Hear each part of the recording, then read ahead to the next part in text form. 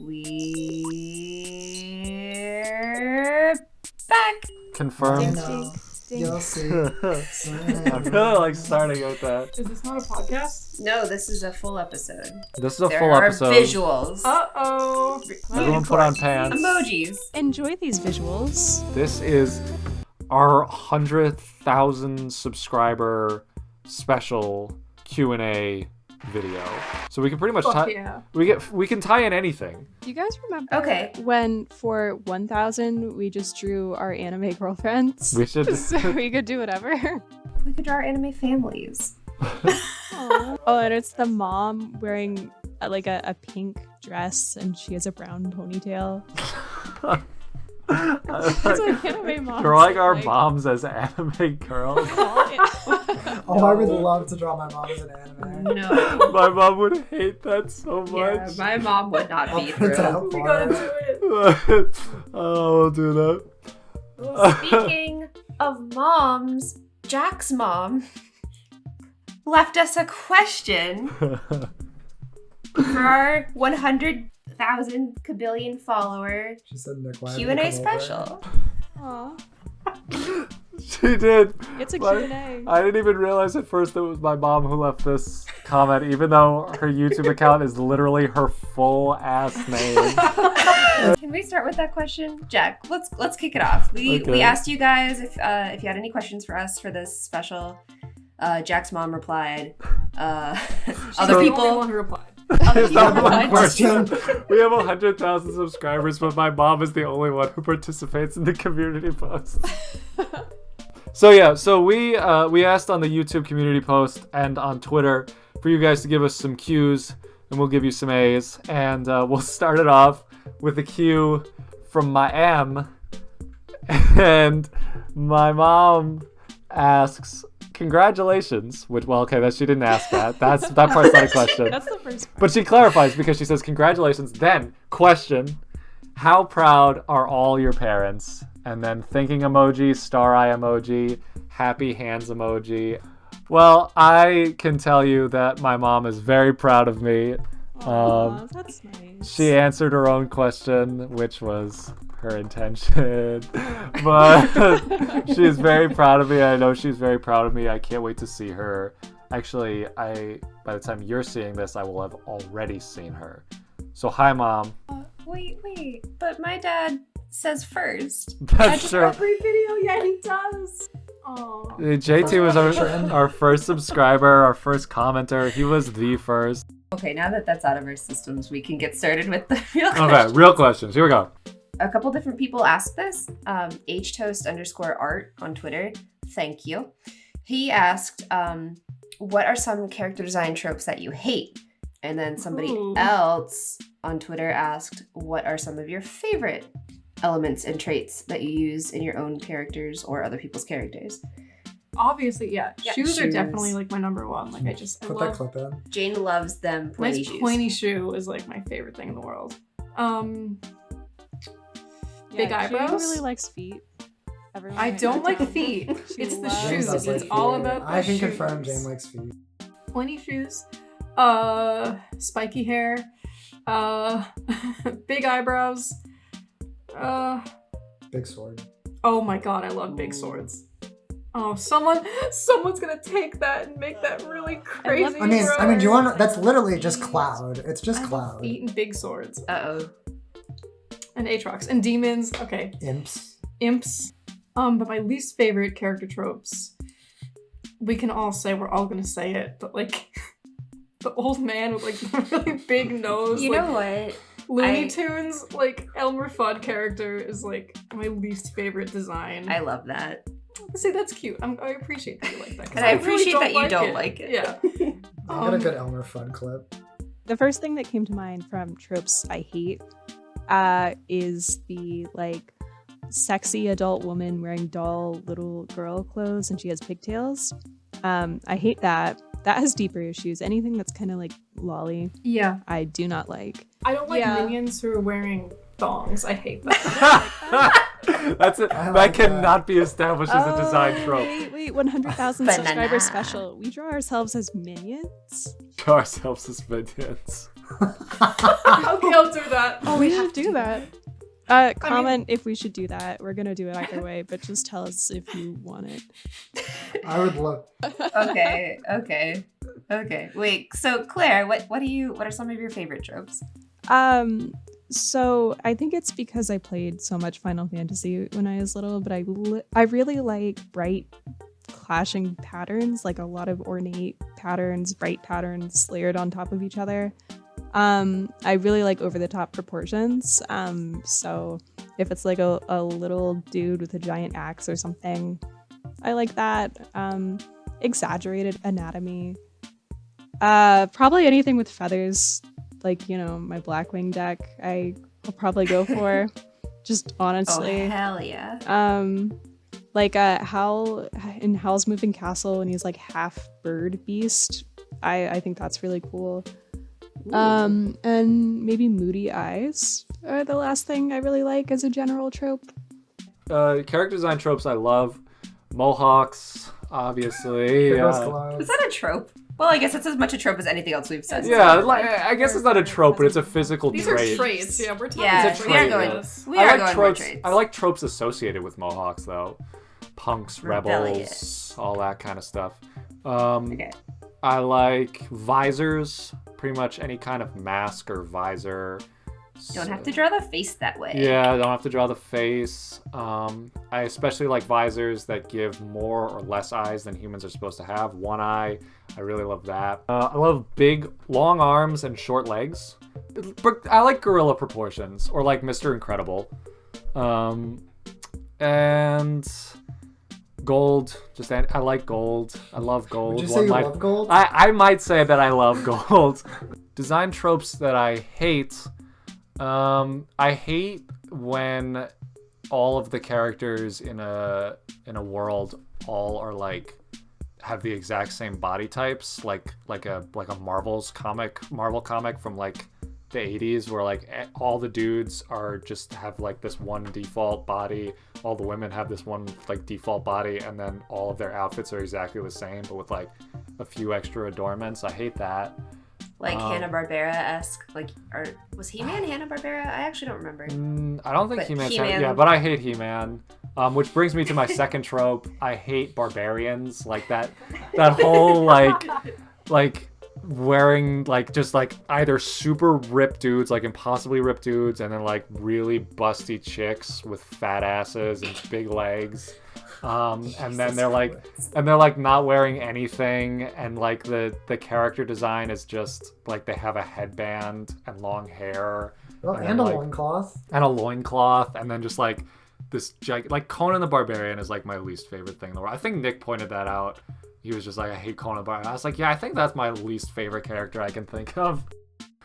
Really specifically, I hate when people draw dragons and they give them these like fish fin frill ears. Like, I don't know if this is too specific, if you guys can visualize what I'm talking about.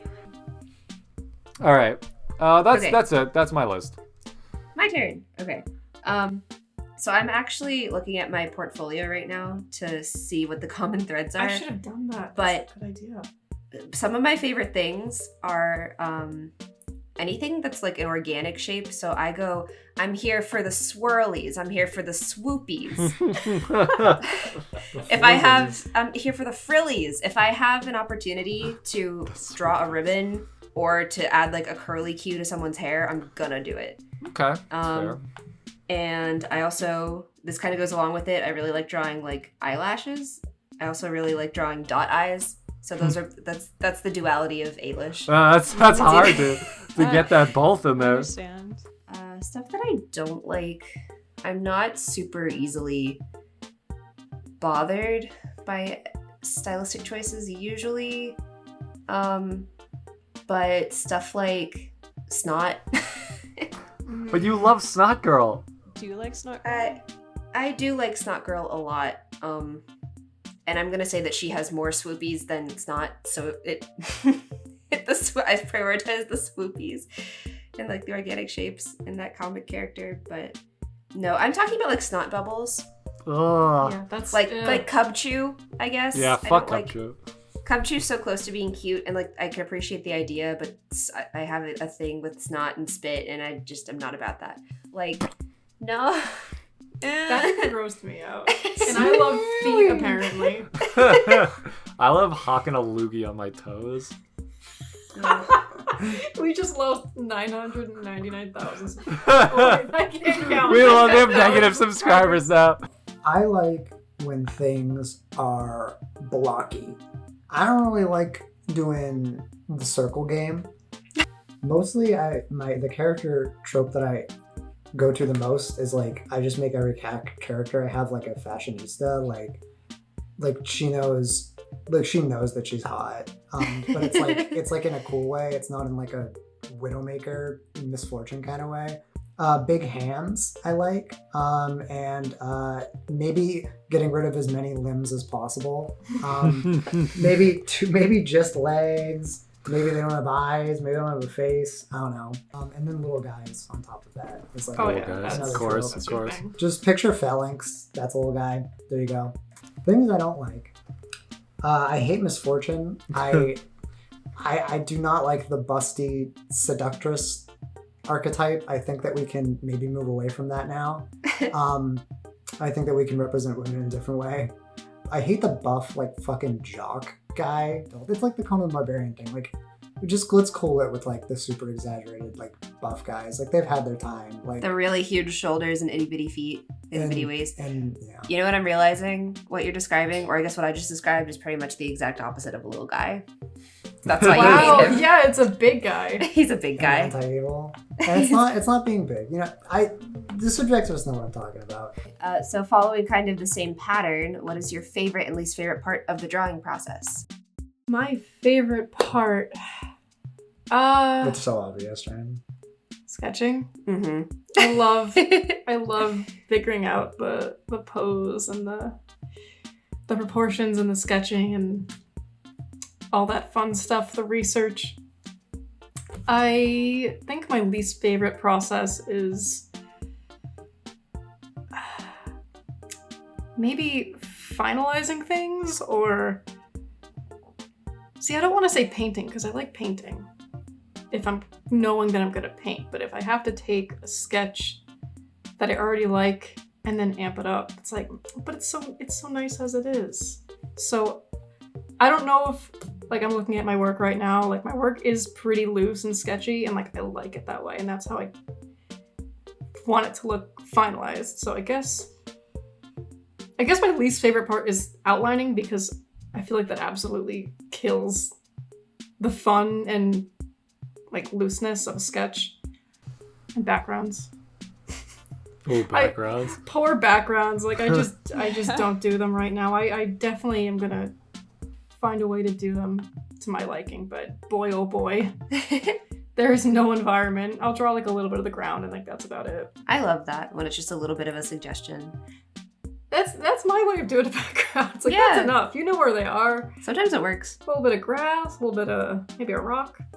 So this is kind of a tough one because I think my process is very homogenized because I don't usually do a sketching phase. Sometimes I do. It's really inconsistent. I'll just like throw down color and then work from there often. And I guess that's my favorite part, is getting a composition to work while painting it in and like painting over things and repainting. Standing on one foot. But like, I don't know. It's very like push and pull. I'll add color and take it away. And I don't use the eraser tool. I just like go over with more color. And I think that's an important part of my process for keeping the picture loose. And also it's like a philosophical thing. I feel like very present in the art when I do that. I've always thought that it was fancy schmancy over here. I've always thought that it was so cool how you treat your digital drawings as if you're doing them in real life. Like you stick to the same rules, and that definitely like affects how it turns out. It's really cool. Yeah, that's very important to me. I have a painting degree. Painting that way, it's good for me to do it that way. And even if I like how something is looking, not to treat it as precious and being able to just paint right over it and do the next thing. And that's just a lot of fun, especially if I get like a good palette happening and I'm just excited about the colors and shapes. And then where I run into trouble is overworking things. So I would say towards the end, sometimes I can just like stop when something still looks fresh and loose, and I love that. But I also fall into a trap a lot where I overwork and I'll like zoom in. There's like one part that's really detailed and then it just looks stiff. And I mean, I enjoy rendering, which is why I do that. And that's probably my least favorite because after I do that, I step away and I realize something's worse or something's off. And it's hard to undo when you've overdone. I also really don't like inking, but I don't ink, so I don't think I can say that. I used to, but You hate it that much? it's not because I don't like it. I really like the way it looks for other people. I don't do it anymore, so my inking skills aren't there, so then I don't like it because I'm not good at it. It really is a whole separate skill on its own. Yeah, I think which so. you don't think about. My favorite part, is probably inking. I think I enjoy most after I have all of my ideas solidified with a sketch, going in and finalizing and making everything look really neat. And I try to deviate from it to help me learn and grow. Every once in a while, I try to get rid of lines and just paint without to try to, broaden my ideas of things like shape and weight and light and all of those different things.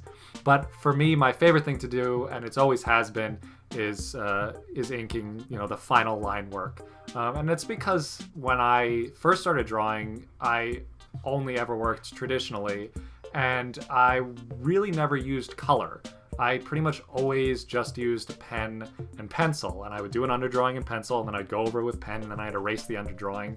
And that's pretty much how I did all of my artwork until maybe my senior year of high school. So I developed my line work skills far more than anything else. And before mass art, I wasn't good with color, I wasn't good with light or value, and I'm still a little bit better with all of those things, but you'll notice that a lot of my pieces, I don't really use too like heavy contrast with values or anything like that. Like I tend to just fill in areas with color, and I kind of imply shape with, the colors as I fill them in, but that part of the process is maybe 20% of my entire time that I spend on a piece, and the majority of it is just me making sure the line work looks nice. And when I finish a piece and I'm not happy with the line work, no matter what the rest of the piece looks like, I'm not happy with it. So I definitely say that doing the inking is my favorite part.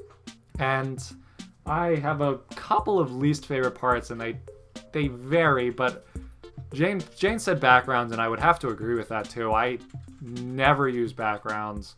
And if I do, I have to put myself in a whole other mindset. Like, I actually plan a composition and everything, and I'm, like, all right, this is going to be a whole scene. There's going to be a background in it. And when that's the case, I usually don't use line work because I don't have the patience to do line work for characters and a background.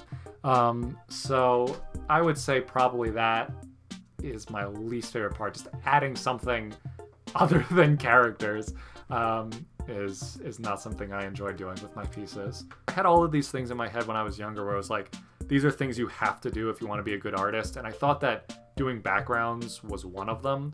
But I realized a while ago that not all artists make pieces with full backgrounds and scenes and everything, and a lot of my favorite artists don't.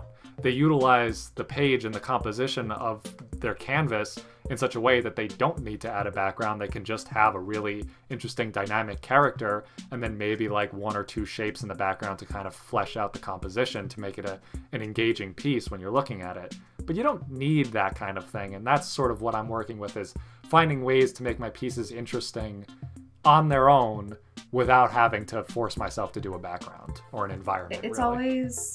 always so much fun to figure out like how your tastes have influenced what you're doing, like consciously or not, because obviously if you don't like it, you're not going to do it, right? Or you'll be like me where you're really frustrated one part of the piece and then you're in complete euphoria the other part of the piece. Because what I do is, like, I've known Jane for like 5 years now, and only have I just really realized that we work oppositely. We are complete opposites with our process. That's so funny to me. So I enjoy the planning stage. I like doing a lot of thumbnails and like figuring stuff out, and I let myself like be loose and have fun in that stage. My least favorite part is actually the drawing part, because I get pretty bogged down in like trying to like recapture the spirit or making sure that everything looks right, and I get kind of like, I do what Claire was talking about, where it's like I super overwork stuff. That's hard. It's so tempting. Yeah, it really is. And the whole time I'm just like ready to get to the painting part. When I do like a final piece, I really like to have like a full illustrated thing with like a character in a setting trying to tell a story. And I feel like that is part of like why I tend to work so slow, is because I feel like I do need to do this foundational drawing part first. I want to give Claire's method a shot. I feel like that might speak to me in a new way. I might figure out something else. But drawing's my least favorite. It's kind of like a love-hate relationship, because I'm very frustrated until I'm not, and then I enjoy it. And then I enjoy line work. I really like the expressiveness and the character that line work has.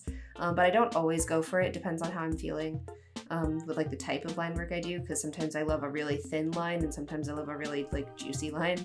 And then my ultimate favorite part, you ever seen like a nice brush pen? It's juicy. No, I know what you're talking about. Tasty. I've never described it as juicy, but I know what you're talking about.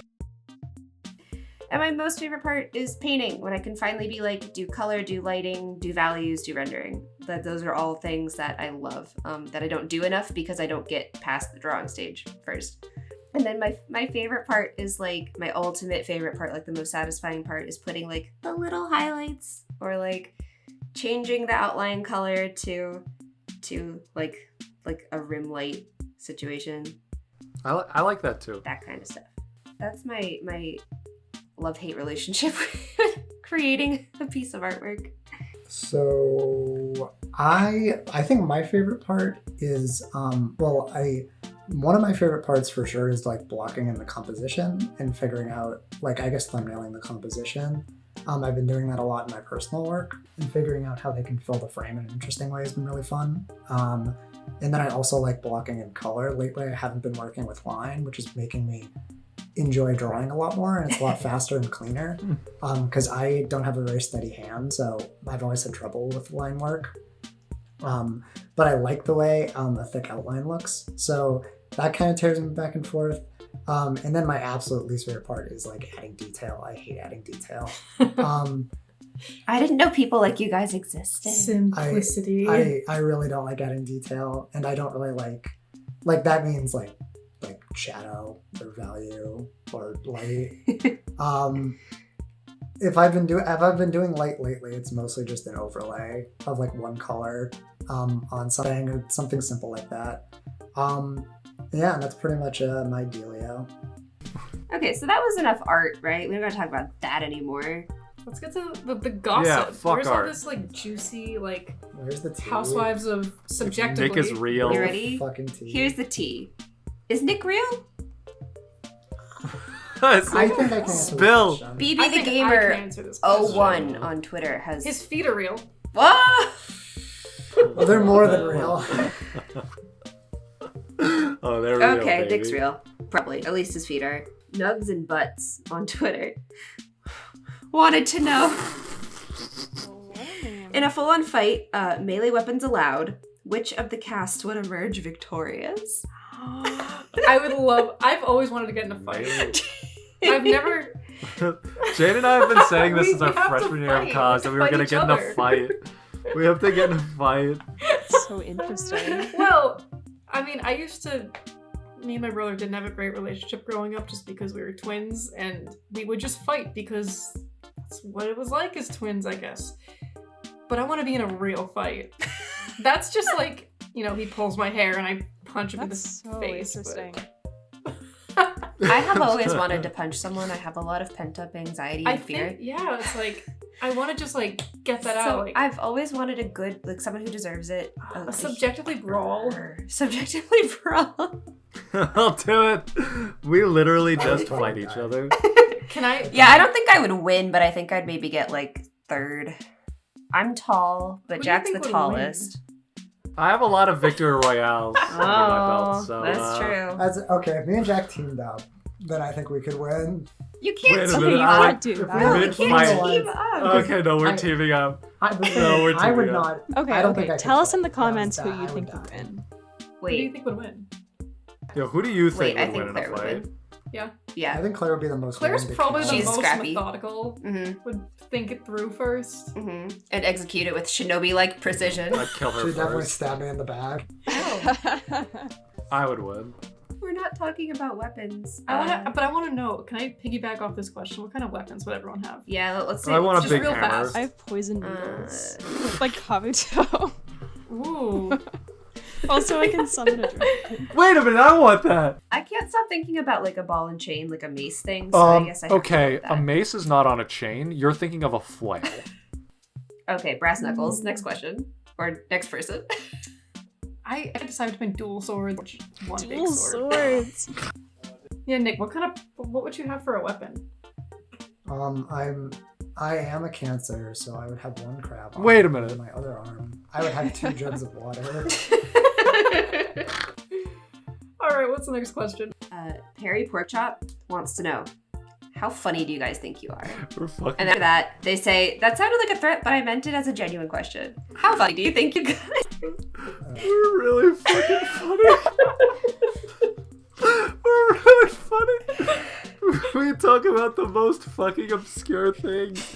We made a video about office characters drawn in the Yu-Gi-Oh style. That's really It awesome. really doesn't get any funnier than This that. question really tickled me because I think part of our appeal is that we only really talk about things that we think are funny.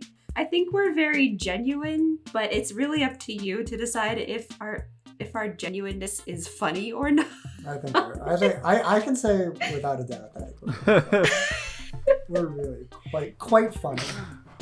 Okay, here's something to kind of cool us down a little. What are your top 5 favorite games? But I said, I'm probably forgetting like one of my favorite games, but I said old school RuneScape, Monster Hunter 4 Ultimate, Franny's Meowing, Nice. Franny, It's a good game. Yoshi's Island, and Dark Souls 2/3. And my 5th favorite game, what am I forgetting, Nick? You seem to remember everything that I forget.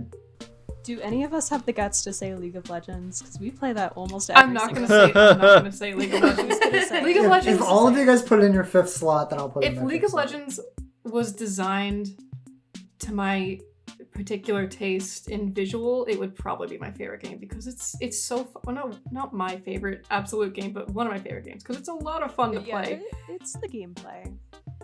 But the visuals kill it for Yeah. me. There's some barbarians. There are some moments. What am I Seems to be forgetting? less of a game and more What's of a the- punishment, What's the in my 5th game I opinion. can say? Fire Emblem. No, I wouldn't say Fire Emblem is my favorite What about game a Pokemon yet. game? I'm enjoying it. Oh, Witcher. Yeah, how about Sapphire? Pokemon is fun, but the gameplay itself is so repetitive. So you wouldn't say Sapphire is one of your favorite games. It's one of my favorite games from childhood. I guess Overwatch. Overwatch is one of my favorite games too because Oh, yeah. the gameplay is, really fun. I think the characters are all really well designed. So That's a good list. That was a good list. My top 5 games. The first one is Final Fantasy VII. I have a lot of nostalgia associated with all of the Final Fantasy games because I used to play them with my older brother. And I remember being 3 or 4 and sitting in the dark in the basement past my bedtime watching him play the game, and I just thought that was so cool.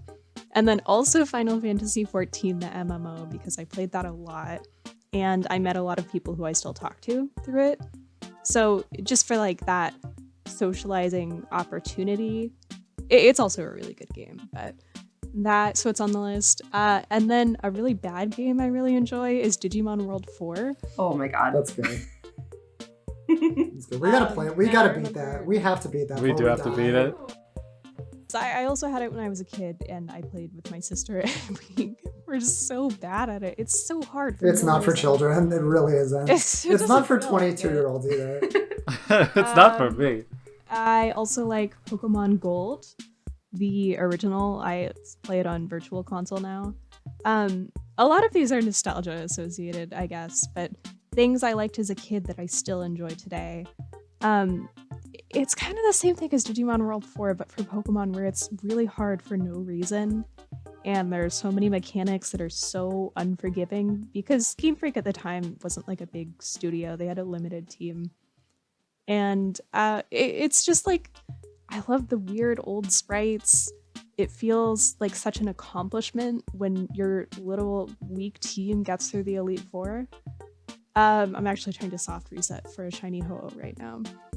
So that, and then probably Fire Emblem Awakening, because that's just a good game, and I really enjoy strategy. That's the first 3DS one? Yes. Okay. Yeah, it's a good game. I like the other Fire Emblems too, but that's probably my favorite one. It's the first one I played through all the way. Okay, so I've done this list a couple of times now, so I know it pretty well.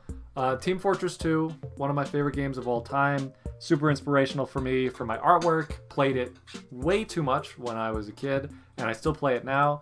Not as often as I used to, thank God, but I do play it a lot, and I really, really like it.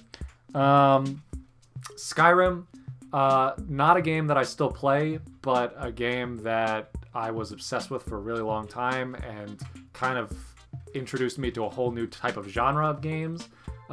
And also influenced my art a lot. I love the dragons in that game. Then we got Pokemon Sapphire, because it was really the first video game it was the first video game I ever owned, first Pokemon game I ever played, and just so many great memories associated with it. Still love it today. I love Alpha Sapphire too. The remakes are great. I'll keep Overwatch on there. I haven't played Overwatch in a long time. I still really love it. Obviously not crazy about Blizzard, but I still love Overwatch. Love the characters, love the art, love the gameplay. Still a great game. And then Borderlands 2, hoping to replace that with Borderlands 3. We'll see. I haven't played Borderlands 3 yet. When it comes out on Steam, I'm going to get it. Hopefully it's better than Borderlands 2. So far, Borderlands 2 is the best Borderlands game I played, but still love that game. Great replayability. Terrible story, terrible writing, but I still love it. And that's my 5. Okay.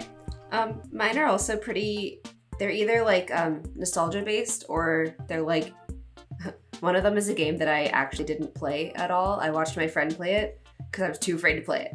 But actually, okay. So I have to say, of course, as I say every like 2 weeks, Hamtaro and Hamheart. It really is a video game that to this day I'll go back and play it. I love it.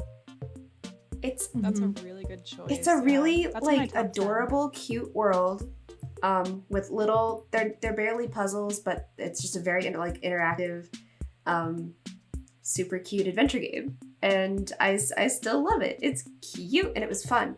Pokemon, of course. I lumped these into one category because I thought it would be cheating if I just listed like 5 Pokemon games.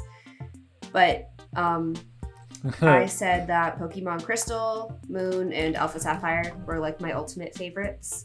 For the Pokemon games, I have Crystal was my favorite. Silver was like my very first Pokemon game, so I'm super duper nostalgic about Johto in general.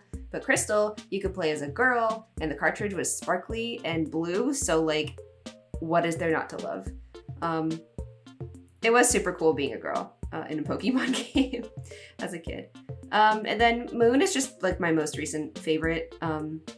I liked Galar. I like Sword and Shield, but not as much as Alola. And then Animal Crossing is also like a franchise that's always been really near and dear to my heart. I spent an entire summer playing it, and it was like the best summer ever. I was like 10 or something. And ever since then, Animal Crossing has always been such a like relaxing, comforting, like fun and cute experience. And then I'm not much of like a I don't know, like traditional video games. I kind of have a harder time getting into because I don't think that I'll get them. Like, I don't think I'll be good at them. I don't think I'll be able to play them. I've proven that wrong playing like Breath of the Wild and even Fortnite. I actually really enjoy Fortnite. Fortnite is the first like shooter game that I've ever enjoyed. But I was I was trying to rack my brain for games that really stuck with me or like had like strong emotional reactions for me because I like playing kind of like indie video games for story and that kind of thing. So I really like Dream Daddy. Oh yeah, I forgot about Dream Daddy. I really sincerely enjoy Dream Daddy. I really liked all the characters and I liked the corny interactions and I thought it was fun. And then the last game that I have on my list is Doki Doki Literature Club, because the way that that's spoilers, but it's been a while, so get with it. The way that story creates tension and a sense of horror, and like it's meta horror. Wait, it's a horror game? No, I thought it was you a got dating simulator. tricked. Haha. And that's Just part of makes it it though. harder. Like it's really well made. It's a really well made scary game that I could never play by myself ever because I'm a huge baby. And I like the darker stuff sometimes. So them's my games. Really, really cute. And then one that isn't actually cute. It's actually scary. First, I think I'm gonna say I think Heart Gold is probably my favorite. Good Pokemon game. Yeah. Ruby's pretty close. Good game, But good Heart game. Gold was kind of like I didn't think I could play Pokemon when I was like a certain age, and then Diamond and Pearl came out, and then I was like, okay, I'm gonna play Pokemon That again. exact same thing And happened to then me. my friend got Heart Gold, and I was like, dude, I'm like 14 or 15. I can't play it. But I totally did, and it was awesome. That game's so good. Then Kirby Air Ride is genuinely one of my favorite games. Oh yeah. It's definitely that's like one of true. my favorite multiplayer Oh, yeah. games of all time. And like, I just love Kirby games a lot. And it's a really fun racing game. And it's mostly about the city trial. A game that I've been playing a lot lately, and I just don't really have that I'm really liking playing is Risk of Rain 2. I've been playing it again. The game's super good. The first game was really good, but the second game is really, really good.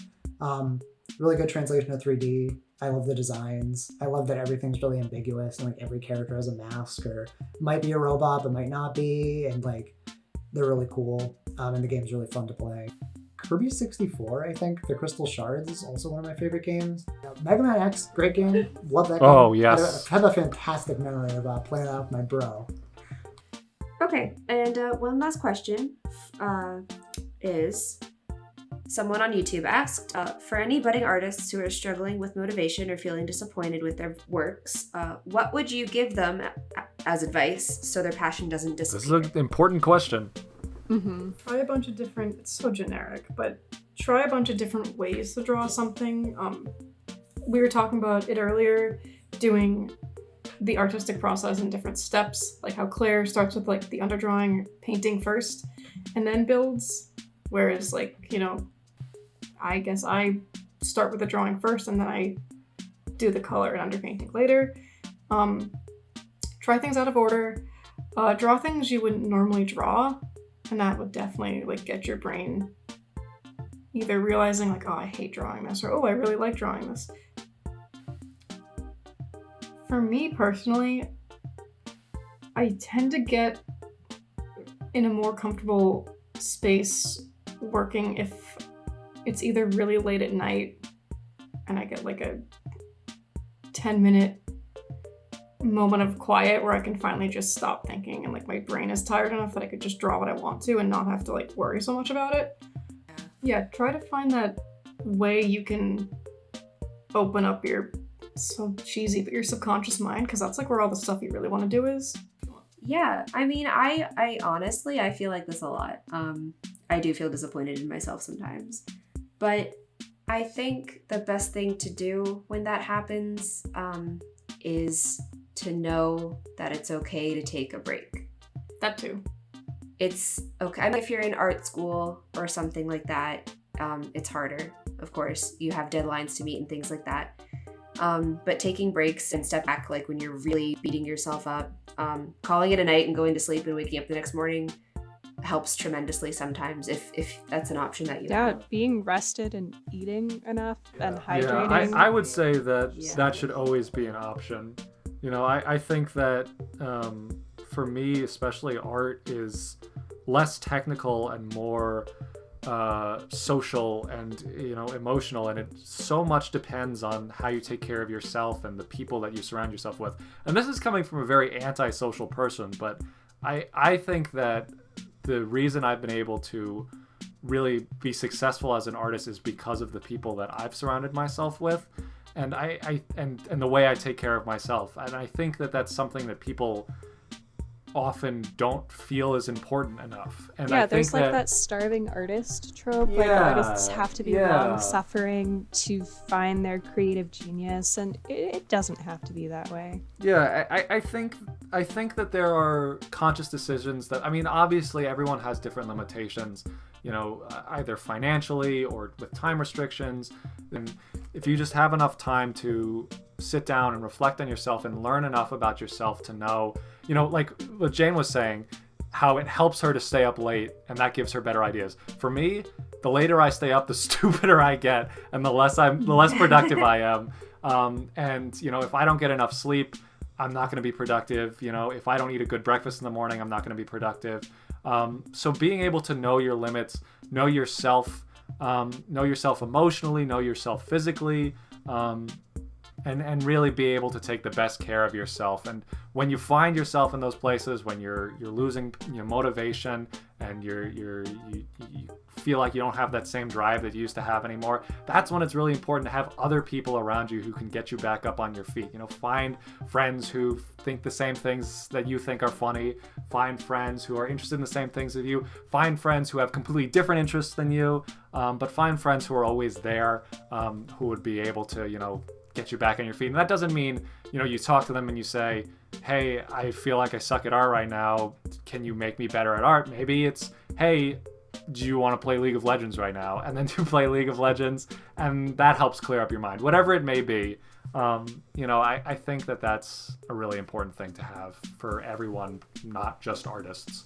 Yeah, also to have your peers around you help cultivate discipline as an artist, because I mean everyone gets down and it's really hard when you feel down on your art, because I do believe that art making is very emotional. I think it's intrinsically this very expressive way of working.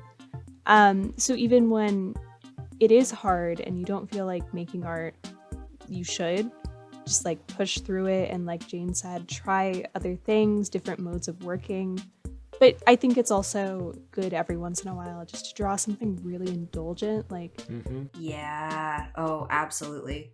I think a lot of people feel like there's a certain kind of art they should be making. Like, oh, I should be making a comic, or I should be doing this, or like this kind of character design. And maybe it's not really what you want to do. So just being indulgent for yourself and doing something in your comfort zone every once in a while to balance out all the other experimentation can be really good, because it like, if you're doing something you're comfortable with, it gets your confidence back up. Yeah. There are a lot of things like just within the concept of struggling with motivation or feeling disappointed. There are so many things that could be the root of that. And if you can figure that out, that's good. But if it's a lack of motivation, like Claire mentioned earlier, having a good studio practice, my studio practices involve me tricking myself. I have to trick myself to sit down and focus. So here's some patent pending art hacks for you guys out there. That's the thumbnail. I will sit down with a drink or a cup of coffee or a glass of water, something like that. And that just kind of helps me like stay at my desk. And it's just part of my ritual. So I build rituals. So I'll have a cup of tea and then it's like, okay, this means it's time to sit down and focus now. And some people like to listen to stuff while they work. Some people need complete silence. I always need noise. I put on a podcast. And if the podcast is an hour long, if I just work for an hour, you know, by the time I'm 10 minutes in, I'm going to want to work for 3 hours. A lot of motivation issues I feel start with being afraid to start. And stuff like this, these art hacks help kind of jumpstart it. Another thing I do is I'll light a candle. I'll be like, it is time, the candle is lit. So and that helps me too. Like, just like having some sort of action to be like, it is time to begin, helps me get me in the zone. I totally do the hot drinks thing too. Yeah. Even when I was in art school and I had a painting studio I would go to, I would always get like a coffee or a tea. It didn't even have to be caffeinated. Because just like being in front of a canvas, and this is true with digital art also, when I had a drink, I could like step back and like, I'd have a sip of coffee and then I would have to put down my brush or my pen or whatever and just step back and look at what I'm doing. So it just definitely having those rituals helps so much. Yeah. It's nice to have something grounding like that. Nick, what do you do? Or do you have any advice, I guess? Do you even, I don't know, do you have issues with this? Feeling disappointed, yeah. Yeah. I don't, personally, it's less, I love working. It gets me, I'm really excited about working, but I definitely feel feeling like you're shit or not good enough and like spiraling. That definitely happens to me a lot. And for in the moment, like when you're just feeling like, I totally am pro taking breaks, and that doesn't mean take an hour break. Like every day when I'm working, I try to go outside and walk just for 10 minutes. Going outside is so important. Going outside is good. If you have the opportunity to do that, totally go for it. Something as simple as taking a shower can clear your mind and make you. And I love showers. What I recommend is having a side project. So even if like the thing you're working on, for whatever reason that you feel like is more important in the moment. You mean like homework or like homework or an actual a job or something. Yeah, like stepping away from that, either at the end of the night or when you have time and working on like a personal project, whether it be like a small series you were doing or just like fleshing out a character you were doing or practicing a skill you wanted to learn, can be really helpful. And it's nice to like break stuff up. And then that gets you, at least for me, that gets me excited about doing the thing that I'm like getting away from, because like you're not doing it. And finding just ways to get yourself excited, because like you must love doing it to some extent. If you feel like so much shit when like it's not working out the way you want, or you're not feeling super up to it, it's just things like that have its highs and lows, and it's like kind of like trying to find the happy medium there by like splitting up your mental energy and your physical energy and your time. That's a good point, though, that, you wouldn't feel so bad about it if you didn't care a lot about it.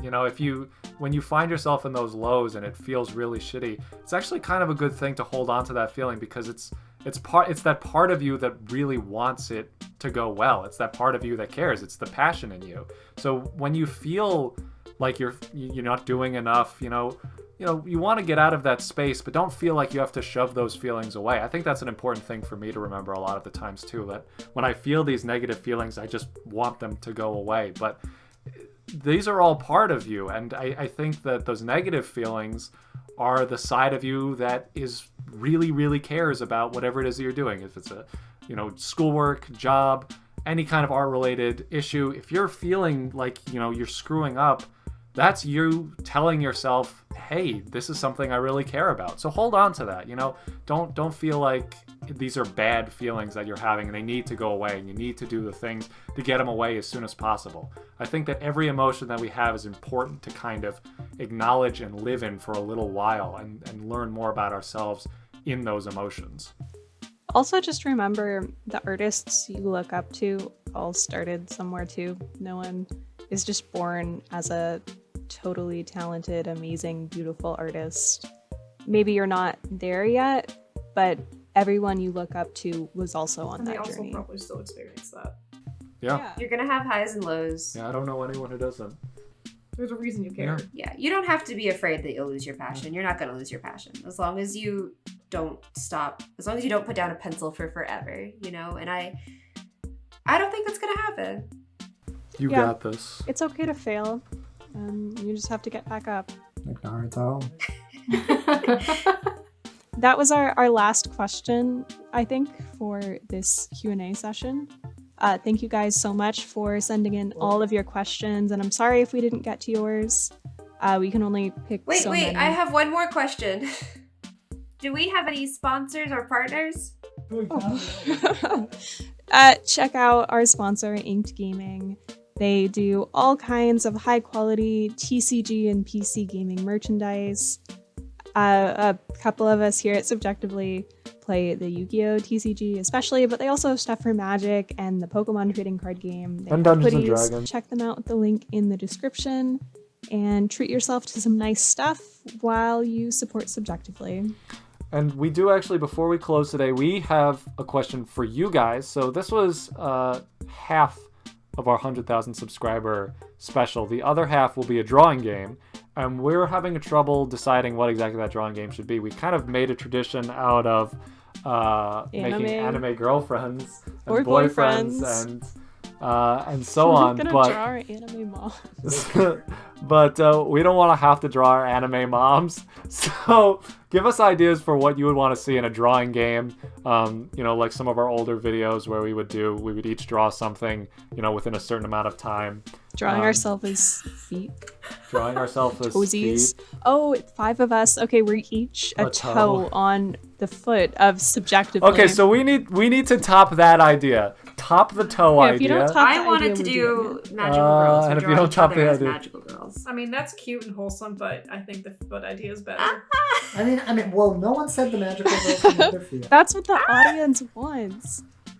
They couldn't. That's true. They couldn't be toes. Thank you. All right. Well, thank you guys so much for watching. Thank you guys so much for 100,000 subscribers. It's absolutely insane. At this point last year, I think we had like 300 subscribers. So thank you guys all so much. You're amazing. We love you all. And Thanks, we'll guys. see you in the next video. Bye.